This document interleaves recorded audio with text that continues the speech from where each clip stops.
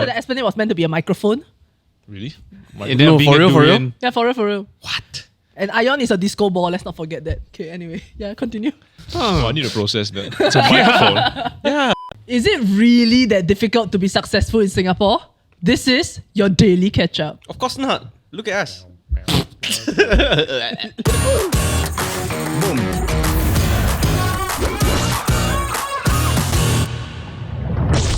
This episode is done in collaboration with Forward Singapore. I think it's no secret to all of us that our society can sometimes have very narrow definitions of success, and that may or may not work out for all of us. True. So today we're going to be talking about our personal struggles pursuing success in Singapore and how we can change that. And we have with us Donovan again. Yeah, he's back. To help us with this discussion. Let's go with his long sleeve shirt. He's a familiar face and he has way more knowledge on this topic than all of us combined. And a new haircut. Yeah, boy. Thank you, go. Donovan, for being here. Happy to be back here. Always. DC. But we're missing Jonathan. Where is he? I saw on In Instagram New he's York. in Trump Tower having fun. Yeah, he bought a mega hat. A mega. Maga. You think he will buy for us? Or not? Yeah, does he think about his friends when he's away? He texted me though. About? Like, how are you? That kind of thing. Like he checked in. Yeah. They're like, whoa, who told you to do this? Kidding.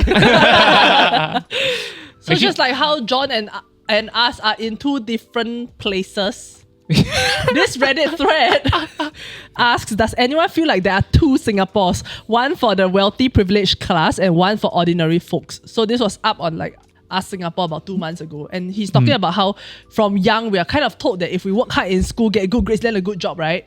Then we can, in a sense, like get rich or like be successful in Singapore. But he has this feeling that like, despite doing all of that, right, there's just this gap between him and his richer friends that were like born into wealth that just cannot be closed. Yeah, so I think like maybe something that I'm curious about is like, what do you all feel like have been your starting points in life, right? And has that affected you growing up? Or how has that affected you growing up? I see the excitement, Donovan, to quickly No, I respond was to just this. going to say, if it's from Reddit Singapore, it must be from the Beacon of Truth, right? That's where the Yeah, it's from user/white G's 2022. That tells you everything you need to know. yeah. Nice. And I mean, the topic that this Reddit thread in particular they're bringing up, it plays to, I mean, let's not say play, but it's certainly a liberal concern, right? Like for the downtrodden, for the privileged. I don't know, it was just a curious thought. So people always tell me Reddit is a liberal echo chamber. I never saw it, but then I'm starting to see it.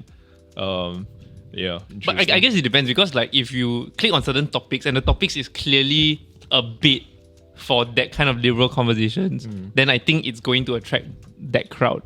But once you get to like certain like different topics where I think it's a bit more moderate. The great thing about Reddit, I think, is that it self-moderates itself. But the topic of today is not about Reddit. It's about that post.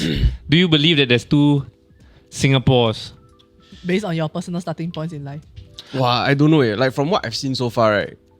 Or even growing up, to me is you create your own opportunities. I think there are so many opportunities to do a lot of things. And also like today, I feel like anybody can suddenly pop off and be successful doing a bunch of their shit. But obviously in Singapore lah, Yep. right? Because we have a lot of like a head start in terms of like us being in this first world country and whatnot, right? So I do think that it's very, very possible. I don't see it as like oh shit lah, I'm born into a less well-to-do family, then because of that I stuck, you know?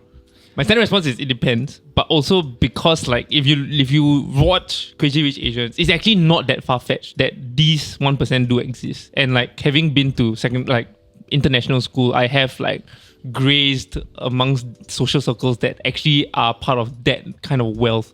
And it skewed like my thinking of what Singapore was for a very long time because like seeing all my friends being part of like I would say maybe the top 5% of Singapore. But I would say that I'm a firm believer in capitalism, and I think Singapore is a great beacon of that. And I think if there is something that you are able to, like a problem that you're able to solve, you'll be well rewarded for it. If not Singapore, in the region in which Singapore has become the HQ for many places. It should be said that not every entrepreneur gets that success, and you have to be that lucky 2% or 1% of entrepreneurs to get that success, but it's still possible. But you see, like if we're talking about like narrow definitions of success, right? Fair does enough. your example not fall straight into that? Because we're talking about this only if I come up with a idea that like no one has done before, right? Or that I've managed to popularize in some way and then I can get rich off of that. Yeah. But then like for a lot of us, that's not the case for So sorry. I just need to add one more point. That idea of what I felt success was is something that I've since changed like in the later years of my life because this is simply a financial definition of success. Yeah. But if you take finance away, then how do you be successful as a human being? I think that's a completely different conversation. So how are we defining success? Or like what do you guys think would be a more appropriate definition for success? I mean, happiness. I feel like even if you take the money out of the definition of success, right, it always feels like it boils down back to something that resembles that. So for example, right, probably most people would agree with me that someone who is successful is someone who, let's say you start like a charity or some kind of like advocacy movement that helps like the downtrodden. You're not rich. You're not like in Forbes 30 under 30. I hate that list. But then It's rigged. you are covered by Straits Times, you're covered by CNA. And then it's like, that's successful, right? Because you're reputable. Yeah. And reputation is, or like being under the limelight is typically correlated with successful, being rich, being, people know Byproducts you. lah. They are byproducts lah. Yeah. And you have opportunities. People invite you to speak. People will invite you to be like on their company's advisory board, etc. It opens up doors essentially for other things. And even if it's not correlated, like even if your fame doesn't necessarily mean that you're rich or you're not famous because you're rich, it sometimes compensates for that. In life. But then you see, right, those are not metrics. Those are byproducts. Sure. Right? So if you boil it down to the metrics of success, then it's so fluid. And it really depends then on what you're trying to aim for. And that's why when I talk about being a human being, right? Like what does that even mean? Right? And then a lot of the time it's about purpose. A lot of people talk about the human experience and we talk about finding purpose, right? To me, that if you can identify a purpose and then you can work towards it and you achieve it somehow or you take one step forward for it, right? And help it progress, then does that look like success to you? I mean, definitely, right?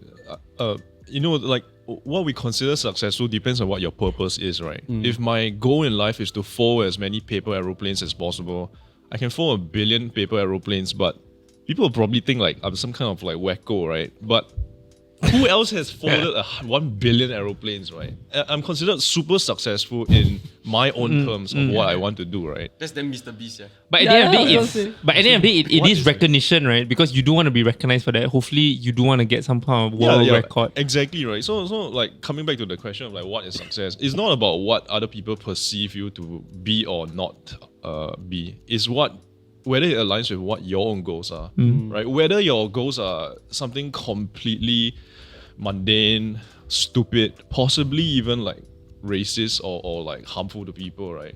But does that definition only make sense, right, when we look at it, when we look at ourselves as individuals, you know what I mean? But because the fact is that we live in a society, we live in a practical world, right? Like, does that then require us to define success differently? You know what I mean? Yeah, but so much so... It's a good question, yeah. I think for the most part, when it comes to a human being and its purpose, right? After you hit a certain point, I mean, if you are that self-aware and you are really like introspective and whatnot, right? At a certain point, you realize that the purpose that you are striving for is to serve something bigger than yourself. And that's how it, to me, like, a lot of time, that's where it fits back into society. That's where you take all those other factors in, external factors. So I get what you're trying to say when it does boil down to it being very individualistic, but I think that's a very early stage version of a person. Yeah. A bit idealistic, no? To like purely based on purpose. I feel like it's a combination of different things. I think it could be a metric where there's finance aspect, there's reputation and recognition, there is a sense of purpose, and then it is any one of that combination. So like if you're really, really rich but you're not famous and you're not recognized for it and there's no purpose, you might be happy with your success because that's fine. And then for those who don't have that monetary value but actually found a lot of purpose in what they're doing, then that's also successful. And I think it's just across that tree or maybe more. I think maybe just for myself personally, I think it's a bit difficult to divorce the monetary aspect from success. Because even if money is not my end goal, it's the clear means. You know what I mean? But again, right, it goes back to the like it being a byproduct. Like I get that when you achieve something already and money is a byproduct, then maybe that it becomes a tool that you can then use to scale, right? Yeah. But it's never the actual goal itself. So what was the first question that you had? It was about whether we feel based on where we started. Yeah, like how, do you feel like your starting point has impacted you? Or like do you feel like, so I would say that most of us came from quite a privileged background, right? For like sure. we're not low income. So then do you feel like that has set you up better than peers that you feel like have not been as privileged as we have? Yeah. I definitely feel that based on my upbringing or background, I definitely had more opportunities. I had way more doors, and I wasn't forced into the job that I have today. Like I know that if I wanted to, based on the grades I had and based on the education that I was thankfully afforded, I could have gone into finance, I could have gone into consulting, I could have gone into a bunch of different things. And having that option alone, not everyone has that option. In the end, I got to choose, and I'm happy with the choice lah. So I think I'm fortunate in that sense. A lot of people can end up where I am today, but their doors would have been more limited in that sense lah. So I don't take that for granted. Yeah, I get what you're trying to say. Like last time I said this before, right? Like when I was younger, I only want to date girls that are richer, wealthier, because I felt like they are just simply based on their upbringing and their surroundings, their perspective and approach towards life is actually different. And because they don't have to care about like just surviving, and then they can dream bigger and all that kind of shit lah. But I think having lived, right, and in my adult life and like Having lived working, and until stuff, 30. I've seen people that go from like a low income background and horrible like circumstances, right, and then they've become very, very successful on their own. Yeah. So these What's like an these example or like cases what show me changed that for them? I think there's a certain hunger that for something that they're pursuing. J.K. Rowling. Ah, First example that comes to mind. Ragged Yeah. to riches, single mom on welfare, put herself up and just became like a freaking billionaire, right? That is like probably the de facto, the quintessential example of what Jesus. He used a social synonym, but the mobility. synonym is That's not why. good. Yeah. You mean The- downtrodden the- and quintessential. the picture perfect example for what Oh. someone who Oh. pulls themselves up, right? Yeah. Yeah. Yeah, But I it's so think impressive. And I think even though that is a very, very good example that everybody can relate to, it's still so far away, right? And it's like people say, like, yeah, 1 in a million, you know, that kind of thing. Yeah, But when you look around your own social circles and you do see people that like this person, like the background cui one, right? But then maybe because they chose, like, for example, the right course to study, then they got into the right industry that pays very, very well. And then they make more than me, you know? Yeah. Yeah, like stories like that to me are very real. Yeah. And then that And- makes me feel like, oh, actually, okay, what? There's Just- opportunity. And also, Yeah. I would say that those are the stories that matter, right? Especially when you're talking public policy or when you're like trying to answer the question on this Reddit thread. Is the average people rather than the J.K. Rowlings and the people on the margin, right? I mean, there's no doubt that in Singapore, I mean, in anywhere that if you're born in a let's say even middle income family, you're much more in a better position to go and be more quote unquote successful in the system. Yep. Totally no doubt. I think the relevant question is, what is the percentage of people that can move up that income strata, right? So on that note, right, that's a big question that this Redditor is asking as well. And I think like he or she is very Nice. stressed out about all day. nice. Are quite Or stressed eat out lah. about feeling like they are stuck where they are. So they actually wrote that like all this like feeling like I can never afford the things that I aspire to makes me wonder whether all the talk about being stronger together or renewing our social compact are just rhetorical. So I was wondering, I know what stronger together means, but what does social compact mean? And you might be wondering that. Okay, so today's conversation is a bit deeper and more intellectual than we usually do. But if you want to gain more brain cells through today's episode and more like this, drop a like and drop a comment. Say plus brain cells, okay? If not, you only have 2 more. Back to the episode. Does Donovan want to hazard a guess? Ooh. Oh no, do you actually know what the definition of social compact? No, I mean I have a vague idea, right? Yeah. What basically, I mean my guess would be that it's just a community of people that are pulling each other up, right? That if you have a tight social compact, if you have a strong social compact, that means that no one gets left behind. Something that Yeah. Yeah, something so like it's that, talking about like what we want to do together as a community, right? Like how we can form that shared understanding of one another, our roles and responsibilities in cooperating for a common good. It's for like a all of social us. agreement Yeah. lah. Yeah, of so sorts. it's like social contract, but not so much transactional. Right. So contract feels transactional, but then compact is like we are coming together, we are relating to each other. Right. So that's okay. the difference. A So then, collective. Do you all effort. think that this exists in Singapore? Or is there a need of like re-looking at this in Singapore? I think this exists everywhere, but at different scales and within different circles. Because as much as, yes, it's great that everybody has opportunities and everybody has a chance to like succeed and be successful and find all these things, right? Honestly, right, there is a percentage of human beings that don't want this. Don't want? Yeah, that they are not this is not really what they want. Some people, they just think like, oh, I want money, you know? But do you really, at the root of it, like, I think it's very questionable. Some people are not willing to make sacrifices for success. And so if you get put together in like a group project, you're all trying to get the A together, right? But maybe there's that one person that doesn't give a or don't want. Then how? Then you have to drag that person along. I think it's very difficult. And for that person to then look and blame and say like, I don't have the opportunities, I don't have this, I don't have that, right? So basically, you're saying the poor is happy being poor, is it? It was right Calm in your down, mouth. sir. I think some people... Because right, that's exactly how the crazy anti-government people would interpret that. Right? Yeah. That's exactly how they would read that. I say, are you kidding me? Are you saying the guy who's like collecting, the old guy that's collecting cardboard boxes, he wants to be doing that for the rest of his life? Actually, my friend's grandma, yes. Like my friend's grandma is a cleaner at the hawker center. And a very good one at that. I'm not sure whether good, I never go her hawker center. Okay, before. no, there's definitely external factors that play a very big part, right? And sometimes it might also be the case of like you sway. Not everybody gonna get lucky in this life, right? Opportunity doesn't mean that. Sometimes even if you are presented with opportunity, it doesn't mean that you can completely take advantage of it, right?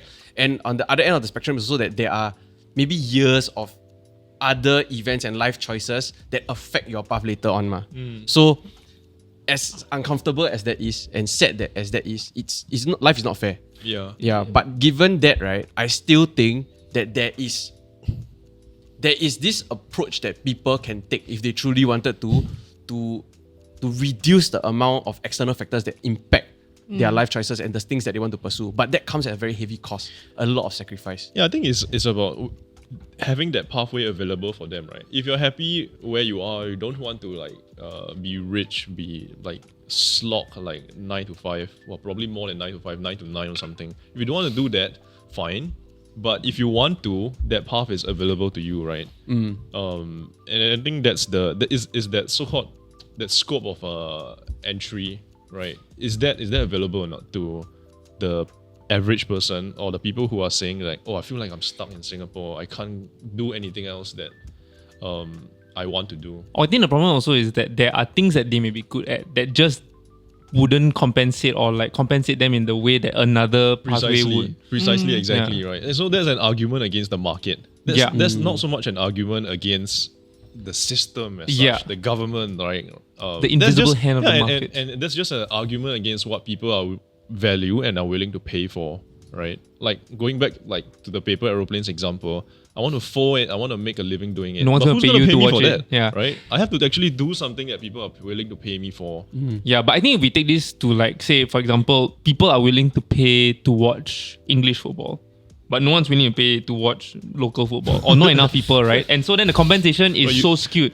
Like you have someone like a Premier League footballer that earns 100,000 pounds a week versus a Singapore player that earns $2,000 a month. Exactly. Just based on like what the market wants, right? It could be quality, it could be whatsoever, but there's a chicken and egg there that is just now if someone wants to be successful in life and is really talented in football, but has to choose between football or being an average office worker to get paid more, then they may choose being an average office worker and not get the success that they probably could have been born with, you know? Or even like male versus female footballers, right? Sure. Female footballers get paid so much less. Not in the US, but yeah. Exactly, right? Everywhere else in the world, yeah. But then it goes back to audience size also and things like that, whether people were willing to watch. Right? And just to clarify, it's no critique against like the talent of like female footballers or like Singaporean footballers, right? It's just the reality of the market. But do you all think there's like a lack of that opportunity in Singapore, right, to grow and like to explore these different pathways, right, outside of school? So say for example, if I want to be a footballer or what, right, I have to explore that on the side. Yeah. Yeah, almost. But then I mean like our MOE now and all that, they're also like kind of looking at including different kind of curriculum in order to expand that so I think that's kind of interesting. It's actually quite funny that you There's asked no that doubt. because I recently visited my sister and like her nephew, right? My nephew, her son, and like she was just asking me that should he pursue A levels music because his teacher is saying that he's really really talented. He plays multiple instruments and actually can form a pathway for him to become like a musician slash producer. Sorry, where's my English? Yeah, like to be a musician slash producer Wow, this in what the happens future. when we You don't- find your English in your pocket. But to have actually a career in music in the future, and like she was concerned because it's like, oh, this is like she definitely wants him to pursue something that he wants to be good at. Yeah. And the two things that he's really good at is either music or gaming. And he being 14 years old, right, has the rational mind to go, you know, gaming is great and I actually prefer it, but it's really risky. And like you have to be the top 1%. But whereas music, you know, there's all these other avenues. You could go into advertising, you go into like so many different stuff. And I was like, you know, like at least he's got a good like head over his 14, shoulder. Yeah. Clever, I would have chosen Dota. Yeah, right. So easy to go down that route.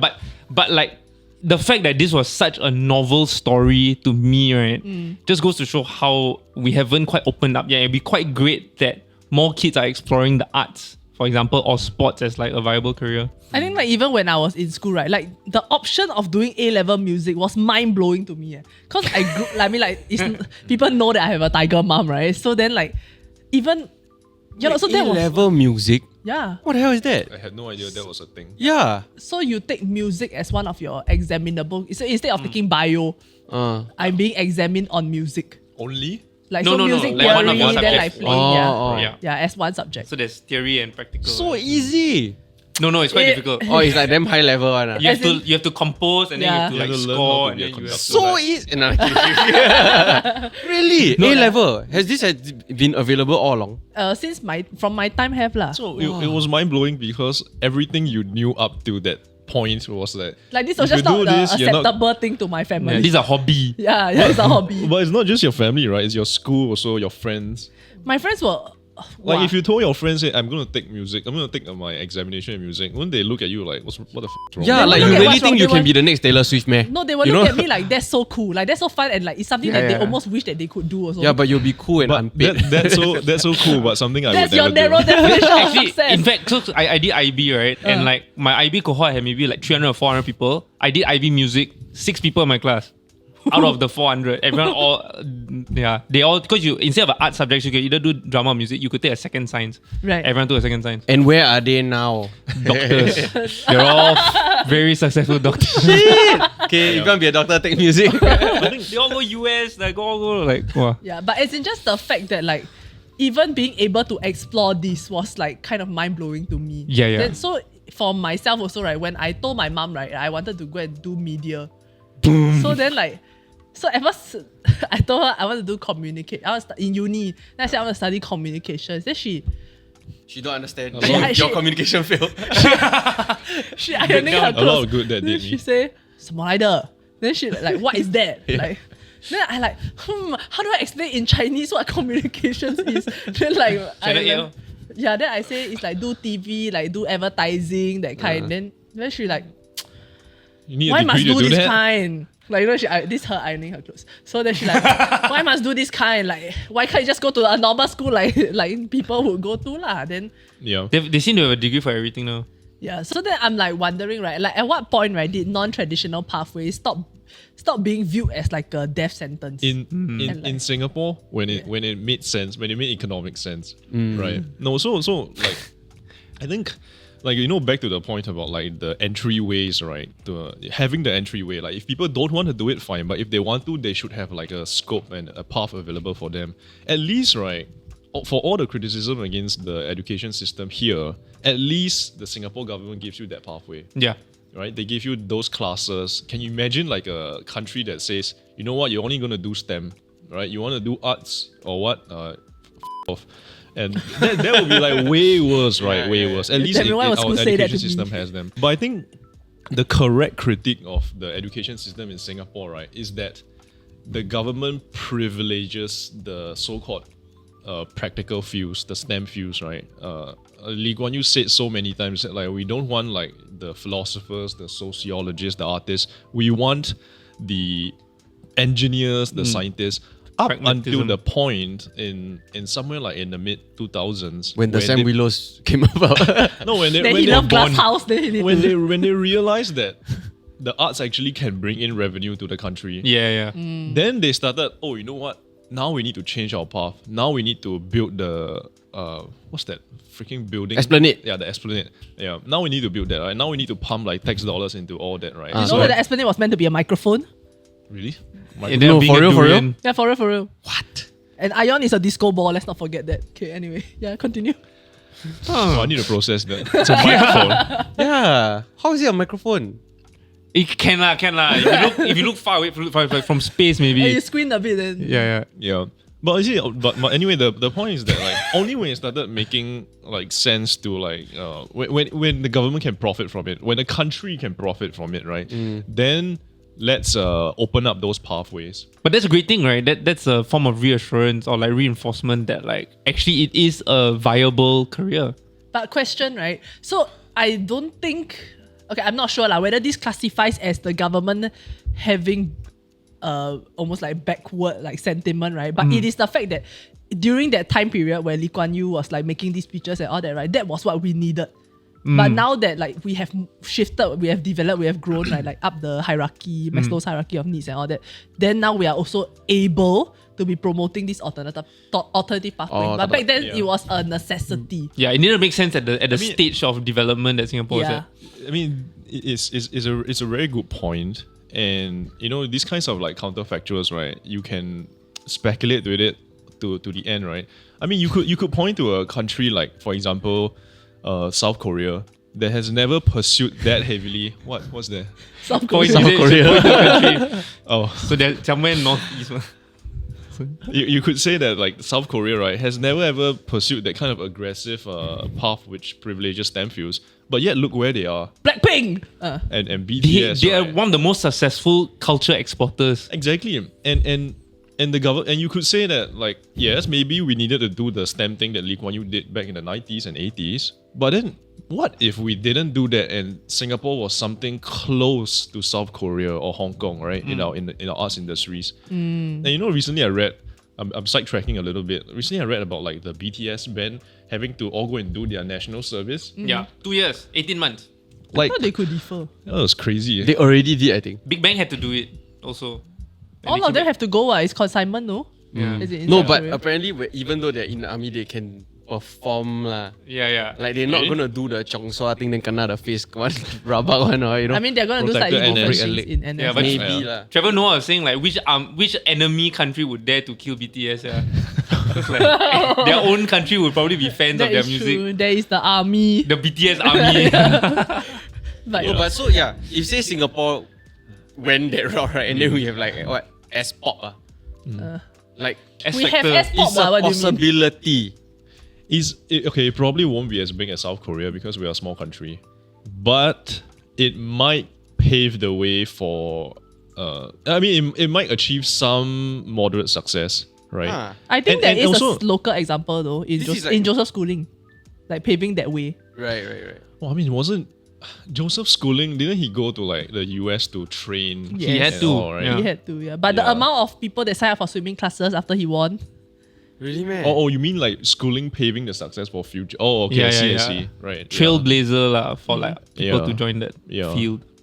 But even before Esplanade, right, there was already like music events and all this kind of stuff, and people were like, they were like the Brass rock Bazaar. band period. You know what I mean? Battle bands. Like people still go and do this type of shit already, man. But No, it I was think very there ground was up some, though. there was some. But I think the Esplanade was like the first official massive effort by the government to like really, okay, this is something we need to do if we want to survive into we want to turn Singapore into a Renaissance city, It right? legitimized, it recognized that this is a Yeah. proper like industry of sorts. Like before this it was like maybe substation, it was very ground up like Yeah. effort to like Yeah. create these I shows. also think that like with social media, like people are starting to see that you can do this weird thing and be successful. You can do this other thing and be successful. They are gaining more knowledge and exposure to a lot of alternative fields and career paths. And that gives you the confidence to also pursue these things as well. It gives you the scope of entry. Yeah. Right? Which I think is like so much previously,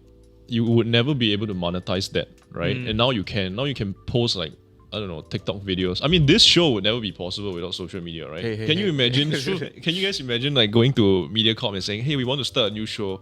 We're gonna like make fun of this. We're gonna say these types of things." They'll immediately just like not accept your license, right? But now they're copying us. No, but it's true. Like, it's if you, interesting. So it's now that they have all these shows, right? Then like even the so-called establishment has to adapt. Yeah. you could almost say like the early YouTube media companies that started, like even way before us, right?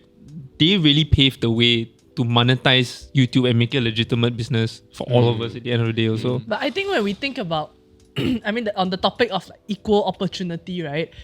Is it not interesting how we view opportunity has kind of evolved? So like back then, I would say equal opportunity is equivalent to everyone getting to go to school, right? Because that was the necessity of back then. But then now, if we look at equal opportunity, it's the opportunity to be able to do what I want. Exactly. And I think that's testament to how lucky and privileged we are in Singapore also, right? That we can actually, our problem is picking what we love to do, not surviving, 30 years ago, they'll be like, what in the world are you talking about? But it is true that there are, I mean, clearly we are speaking from privilege, right? Like there are people that still struggle with this.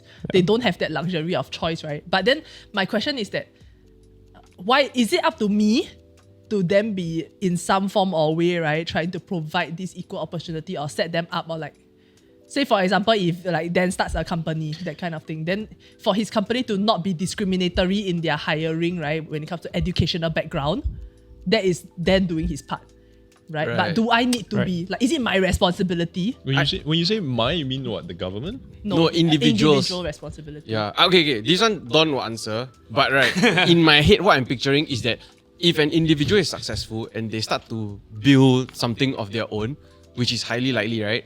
Then what happens is that it trickles down, right? That success and what they're doing trickles down, and then that comes in the form of jobs and all this kind of stuff for people to get maybe like an entry point into pursuing something of the same like line or whatever lah. Right. Is that them then in their own way creating more opportunities for others? I agree with John Paul about, like some people are just like floating and maybe don't want to actually be successful, right? Yeah, but for the people who want to, they should be brought along. They should be, but then you have the other spectrum where people are selfish and to them the collective success doesn't matter to them as opposed to the individual success. So you got kiasus, right? That to them is a zero-sum game. I need to succeed because if not, I will lose out if someone else succeeds ahead of me or whatever. Yeah. And so then that whole system crumbles also if you have too many people like that as well. But doesn't the world function on power?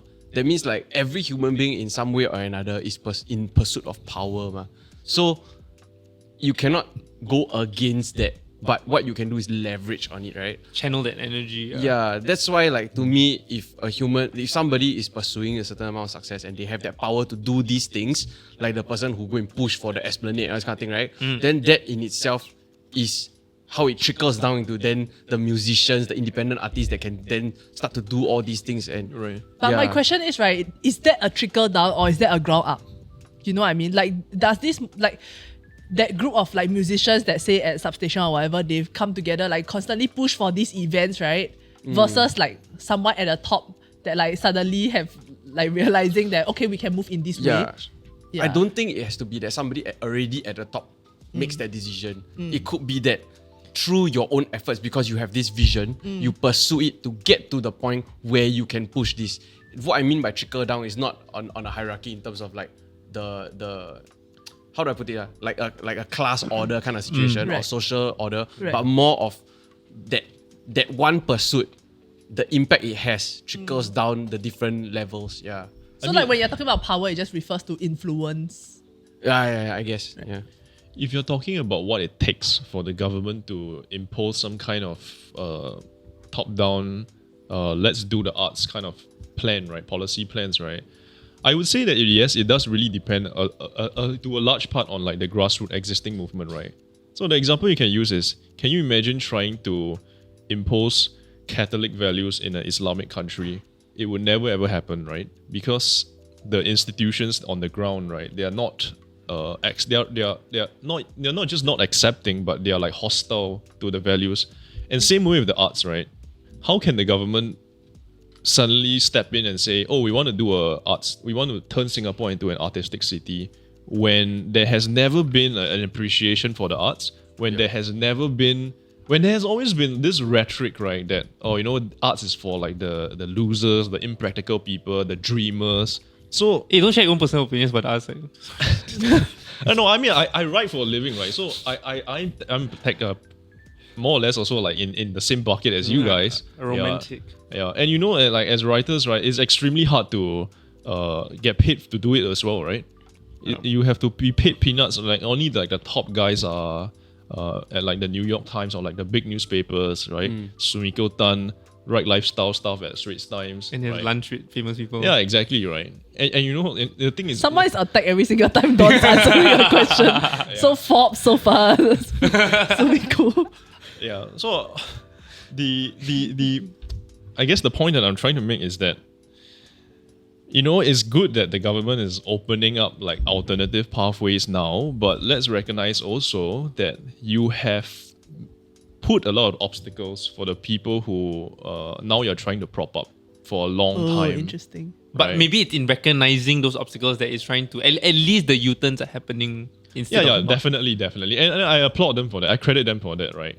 But like, if you speak to like a guy who's been doing arts in Singapore for the past 40 years, he will tell you it's like, that should have been the status quo from the start. Yeah. Right? But better late than never. Fair enough. I think it's because as a government and trying to manage it was such a country to remain competitive, right? You are constantly looking at what are the industries of the future, right? You cannot just look at now. And so when they are planning for this, right, I think to me, what makes sense is that let me make sure that the masses are taken care of. And what that means is that if I know that there's a demand or there's a need and a market for these industries and these type of careers, On a more micro scale, like if we look at parenting, like how parents, right, have kind of imposed what they feel like is best for their child in their growing years, right? Like therefore putting them through their schooling system, making them do certain like enrichment classes from when they're like, 2 years old or baby, right? Yeah. Like there's that interesting parallel there. And like how do we say that that is wrong? You know what I mean? Because now we are saying that parents shouldn't be able to be imposing what they think is best onto their children. Yeah. Right? But then it is a tried and tested and worked like formula similar to what the government has done over the past few years, right? So then like when we are re-looking at this, then how does it work? This reminds me of the survey that came out about essential and non-essential industries, and everyone put arts as like non-essential, right? And so like if you have a parent that you hear your kid suddenly wants to pursue the art and you go, the country doesn't even think you're essential, and then you want to pursue that, like I can understand as a parent the concern that I would have over a child, and like you're going to spend the rest of your life pursuing a career that you're going to regret in 20 years time. Yeah. Trust me, I have the foresight. I am 20, 30 years older than you. Yeah. I have lived. I was you, but now I am this. Wow. Yeah, and I feel like we shouldn't stop that thinking of parents. I think we should just open up parents' mind that actually there are multiple pathways to success. That is not a key phrase that I'm taking off a script, even though I feel like it is. But like maybe you have maybe we need to change the whole education system where people pursue 3 degrees in multiple fields. So more studying. oh my god, I've said this so many times, how I will restructure the education Okay, say system. one more time, please. Like, if you are fresh out of JC, you are 18 years old. Yeah.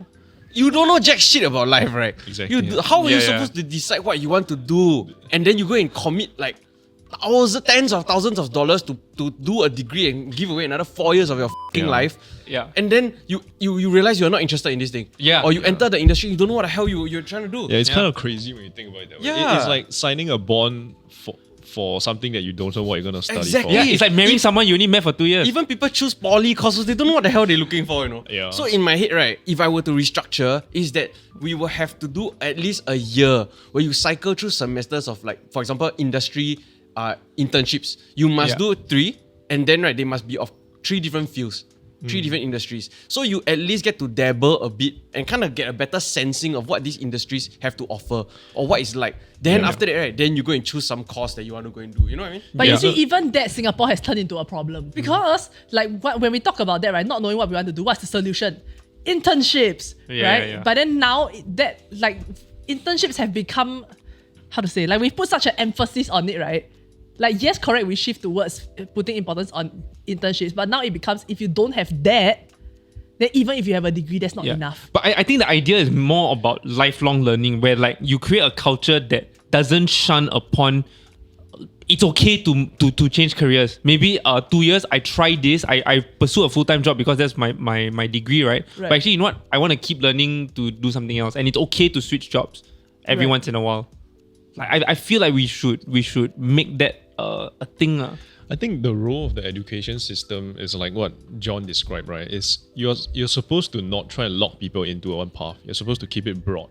Let them have a taste of everything. And I think some schools do that with their general studies degrees, right? I think internships is a step up. It's probably not ideal, but it's a step up. At least you throw the guy out into a practical workforce, and then even though he's let's say he does an internship in the comms industry, but he's also exposed to sales, he's also exposed to different fields, right? So that's at least better than I think doing a 4-year bachelor's. And also I think I could go on for a very long time on this because I've spent many hours reading and writing on these topics, right? The whole lens, right, that how Singapore looks at the education system, right, is okay if it makes profitable sense GDP wise, then yes, let's open up those pathways, right? It's looking through a lens where people don't actually have the right to pursue what they want to do, right? And if you really respect the rights of people to pursue whatever they want in life, regardless of whether it makes them money, regardless of whether it props Singapore up to fame, then you have to sort of discard this whole idea of a social impact, social compact, sorry. Right? Because then you just fundamentally respect that people do what they want, right? And okay, maybe let's have a safety net for the people who fall below the cracks. But the people who are happy where they are, then you don't try and tell them that they should go and do something more productive. You don't try and tell them that they are non-essential or whatever. Besides OnlyFans, what is an industry that someone wants to pursue but you feel the pathway is not opened up? In Singapore? I mean, to a large extent, I still feel the arts, but that's a result of the government pursuing privileging stamp views for such a long time, right? And I mean, just the arts alone, there's so many subsectors in there already, writing, music, film. But is there an example of a country who has done that, right? What you're talking about, almost ignoring having a social compact and letting people do what they want, explore what they want, right? And has flourished in that. I struggle to think of an example. I don't think that a government would never completely ignore it. Because the rules of politics is that you actually have to make sure people don't die. Right? Yeah. So maybe that's a good thing. That's a great motto for any politician. Yeah, that's a good thing. And by virtue of the fact that a government cannot please everyone, right? There are millions and billions of people. It just means that I will be creating policy programs that will privilege some people. Yeah. Right? And by that very virtue, by the virtue of action, I'm not even talking about what they're doing and whether it's right or wrong. Just by virtue of doing something, right, you are already privileging people. So, you go back to the example of the parent and the child, right? I mean, if it's already so difficult for a parent to control what a child wants to do, can you imagine how much more monumental and controversial the task is for a government to try and say that this is Singapore's way of life is meritocracy, and everyone's going to embark on this path because we said so, because it's right. Right? That is, if it's already so hard for one parent, then for a country, isn't that a freaking scandal? Isn't it completely ridiculous that you're trying to say Singapore goes by ABC values, right? And this whole notion of meritocracy, right, is I guess, I mean, we have been dancing around the topic about social mobility and everything and social compact. The whole notion of meritocracy basically says that it pays lip service to the fact that as long as you work hard, you can make it in life. You can be a politician, you can be a successful CEO, etc. in Singapore. But in practice, that hasn't been true because the STEM fields are privileged and the people who are in the arts are marginalized, right? So I think it's also a subtle point here. I think that the rhetoric of meritocracy is useful because it teaches people to pull themselves up by the bootstraps. But in practice, it will never be possible. But right? is that not where the government comes in with policies, right, that helps to lift the disadvantaged people and kind of like balance out that starting point? Yeah, so it's selective meritocracy or either that's meritocracy applied at different levels in different intensities and ways. Well, let's say, so okay, for example, now like the government's opening up pathways for the arts, right? Let's say that they throw in $1 billion into the industry in subsidies, right? If you dig through the policy program, you will have to find that, let's say like $500 million goes to the film industry. But then what types of films? YouTube shorts? Porn. Jack Neo types of films? Porn? Yeah, porn is definitely one aspect also. What kinds of genres? So, you still have to like discriminate and choose like, okay, what kinds of artists are going to get my funding? What kinds of artists am I going to prop up? And so, like if you are really consistent to the meritocratic philosophy, right? You have to still say that, oh, this is not meritocratic because you are privileging some over others. When in theory, a meritocrat you would start from an equal starting line. Like for example, a race, right? Everyone starts from an equal starting line. The gun fires, everyone runs off, right? And then whoever wins that race, you can say that yes, he is as per meritocratic philosophy, the winner of the race is the true winner of the system. Yeah. In the example that he gave, right, that in some sense the government is choosing who to privilege, right? But then does that not then show people, right, that like I almost have a blueprint, like I can succeed in this way versus I cannot succeed at all. So like their representation for what it could look like in Singapore. I also feel like, I mean, like at least some funding. So like you mentioned also, right, like selective meritocracy and its flaws, etc. But I think it's about giving opportunities to certain pathways that may not have been given there in the first place. Because $500 million to the film industry is better than no money going to the to the arts industry as a whole to prop them up. To me, the metaphor of the race makes sense as being fair. But if one of them is handicapped, I would want to give them a wheelchair in that race as well. So it's how do we give certain advantages to people who may be at a disadvantage to begin with. Yeah, but you see, right? So I also agree when I visualize the race, right, they are talking about, I see a child, I see different genders, I see different ages, I see everything, all kinds of differences, right? So does meritocracy look like me trying to get everybody like even out before the race even starts, right?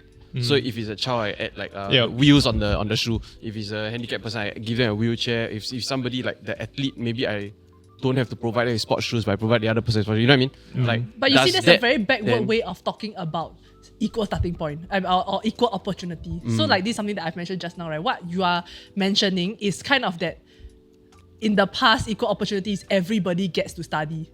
So in this case, it's everybody gets to race, right?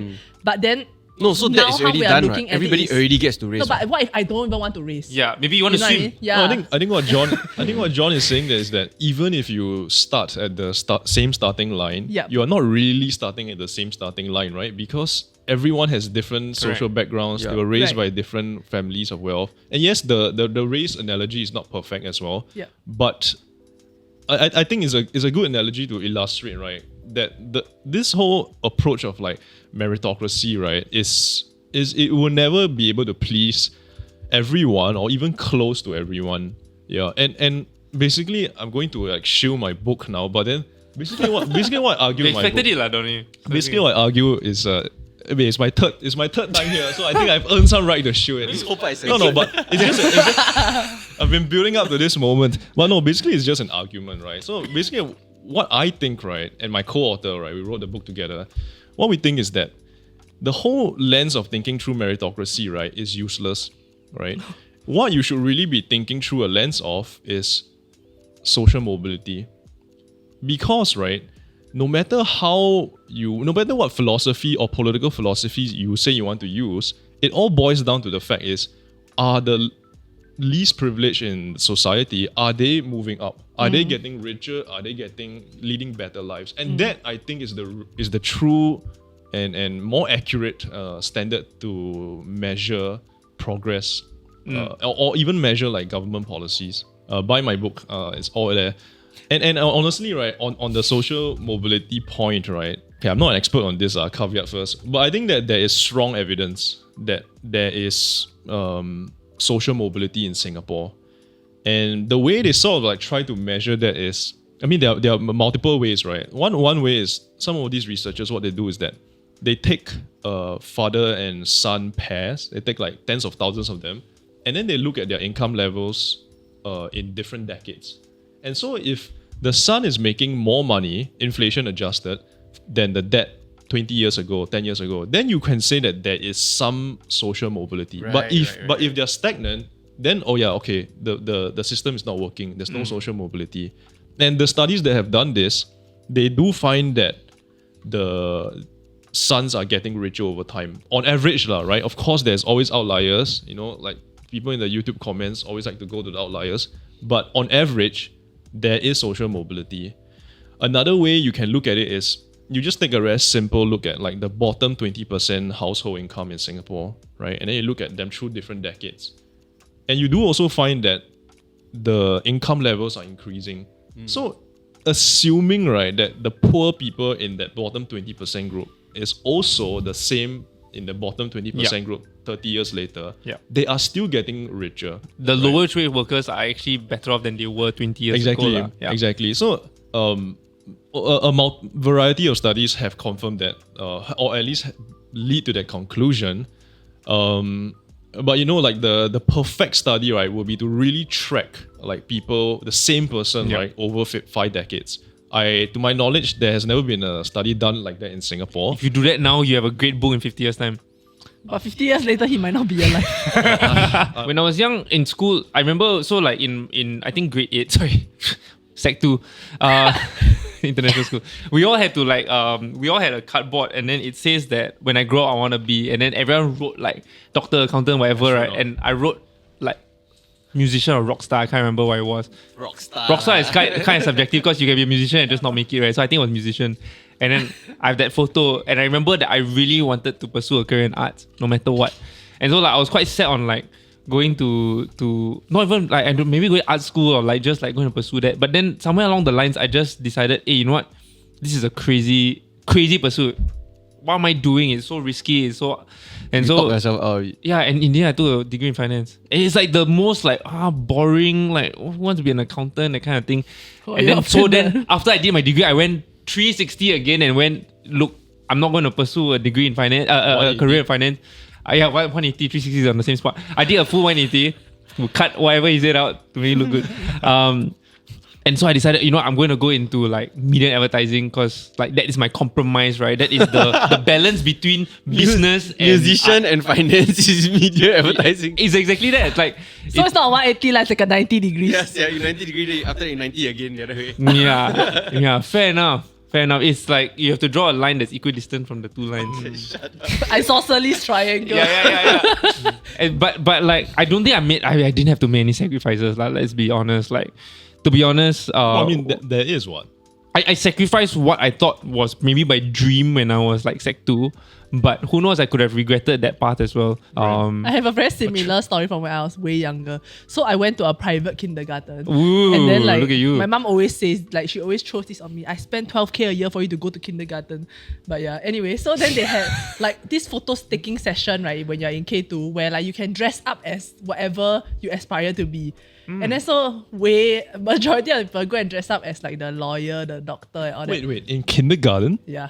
I don't even knew what a lawyer is when I was in It's kindergarten. really forward planning. Is your parents imposing it on the You kids? say what special school? Yeah, special school.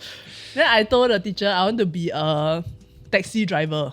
Nice. Then because like back then, right, like whenever I see, I mean how I explained it was that every time my parents take taxi, my parents just give the money to the taxi driver. Then like that's so good. Like I drive around all day and then I get money. Yeah, so you have then, a lot of freedom. You work by yourself. Exactly. Then after the teacher say, I don't think your parents will be very happy with that. How about you pick something else? Then after I think, right, with my superpower brain, I say, okay, bus driver. Nice. Bus driver takes more people than a taxi driver. And then every time they go in, right, they tong the money inside the tin can. Then I'm like rich. So then in the end, like I refuse to change my mind. So I have a picture like, you know, like the playground, the toing, toing, toing, toing, forward, backward thing, right? So it has a bus picture. So they let me sit there and take a photo. My mother completely not happy after I go home. No, but even back then, like you were already thinking about money. Yeah, see, so I think like that's kind of interesting because like I knew. Yeah, I don't know whether to praise you or to laugh at you. Yeah, like my end goal was money, which is that narrow definition of success that we've talked about, right? But then at the same time, we are talking about alternative pathways. I always wish I was born 10 years later or 15 years later because I think like listening to my nephew and nieces now being able to pursue a like career in music or even gaming, and it's completely almost acceptable I would say from their Won't school. our parents say the same thing? I wish I was you. Yeah, lor. Yeah, lor, no, absolutely lah, Wait, so is absolutely. it easier to be a kid these days, your thing? No, but I think Absolutely. right, we are quite privileged to have to view the world through we have seen the world without internet and with. And Oh, I so haven't, the sorry. appreciation we have is I different. thought about that before. So Yeah. Yeah, but the ignorance though is actually genuinely quite blissful. Yeah, it's great because like imagine now, right? Like you are 14 and you already love gaming. You know, I just need a webcam. I start streaming, right? And you never know if you get 100 followers today. Oh, you can do that now. Yeah, but I got no time. I'm like working. Like imagine like Oh, school that's the holiday. School holiday, you got 2 months off, right? And then you try that for the first time and you suddenly got 100 followers. It's small, but you realize like, oh, can I actually pursue this? And if you were early enough in the Twitch game, that's how a lot of like you watch Team the Tatman or like Nick Mercs, right? All their quality was so bad when they first started. And then now they are the biggest guys that have like 8K, like You know who is 4K content. Carl? From Walking Dead. Mr. Beast. Oh. Oh. Carl is, if I'm not wrong, at one point in time he was the biggest streamer in the world, and he made it there, right, within a very short span of time. How did he do this? Actually, right, if you go and listen to his backstory, right, he's been doing this for years. There was a period of time where he was basically streaming to nobody, Right. right? But he did it, right? Then after that, then he find ways and opportunity to hack it until he become number one. So he did that by finding a way to get, obviously got opportunity to go and be an editor for Mr. Beast or whatever. Then he managed to get his way into the videos and then finally become somebody and create a name for himself and then build the other thing. So what's he now? Sorry. Fucking streamer. Oh, right. One of the biggest top 3 streamers in the world. Shit. Yeah. Like Damn. in my head that is like, but you don't see the The grind lah. Yeah. Even it's the same Yeah. thing for Mr. Beast. He was like Yeah, for yeah. years he was just doing whatever, right? Until finally that one day the right idea hit. But Yeah. now, right, I think there's so much opportunity and there's so much money and eyeballs out there to be made, right? That you don't need to be original. You don't Yeah. need to be number one.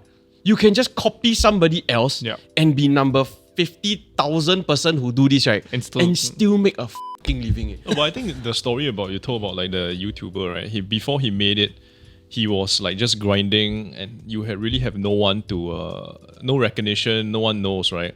I think that really is what I consider to be successful. When you are grinding and you don't get any Material success.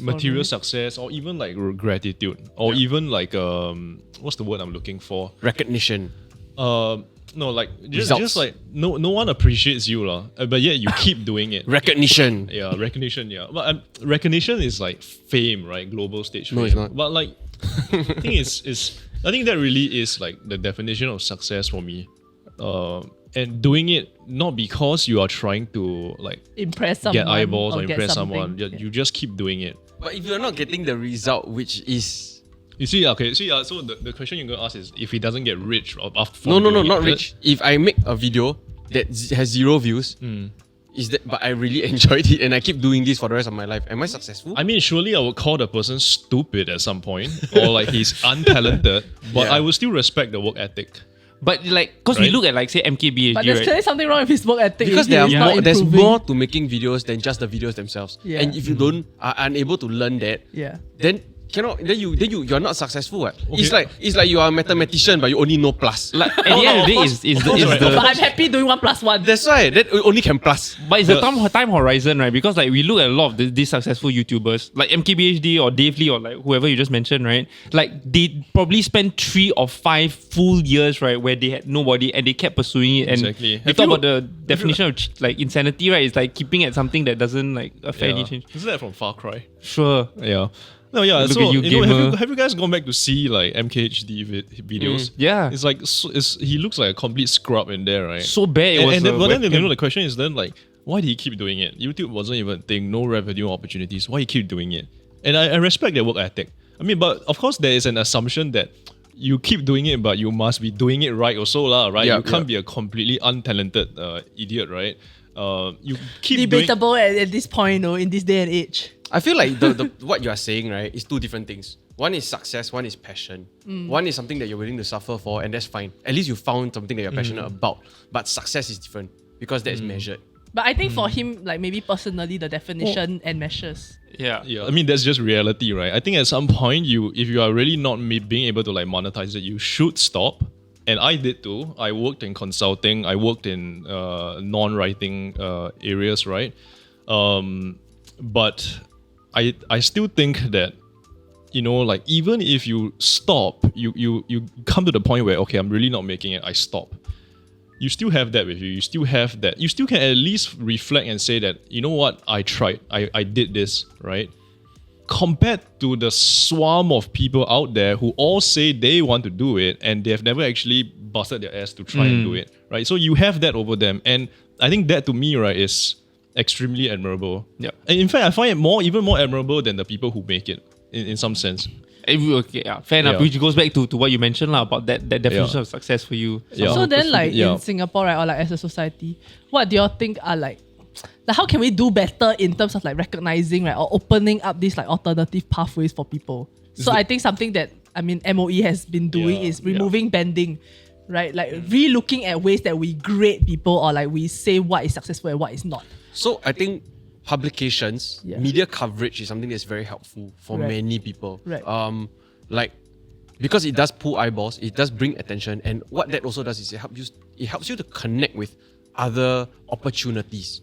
So like for example, like we also do human stories and micro documentaries on MOSG side, right? And some of the people that we featured with like unique jobs and whatever, after we feature them, they actually get more clients, you know, they get influx, like they send messages and thank us, and that's something that we really enjoy doing for people. So if you have an interesting story out there, we can cover it. Submit it to us, yeah. That's the best pitch you've done for like submission. For real, yeah. but that aside, right? I think this is something that quite a lot of people like can try and seek and do also. I think media coverage. And more to that, I think is the attitude change, right? You know, like whatever the government does, right, is still within the boundaries of how the traditional values and the norms and the attitudes that we have. If people never ever dignify like that, what I was talking about, right? Like they're just being able to do, and you don't ever dignify that, then the government, there's only so much the government can do.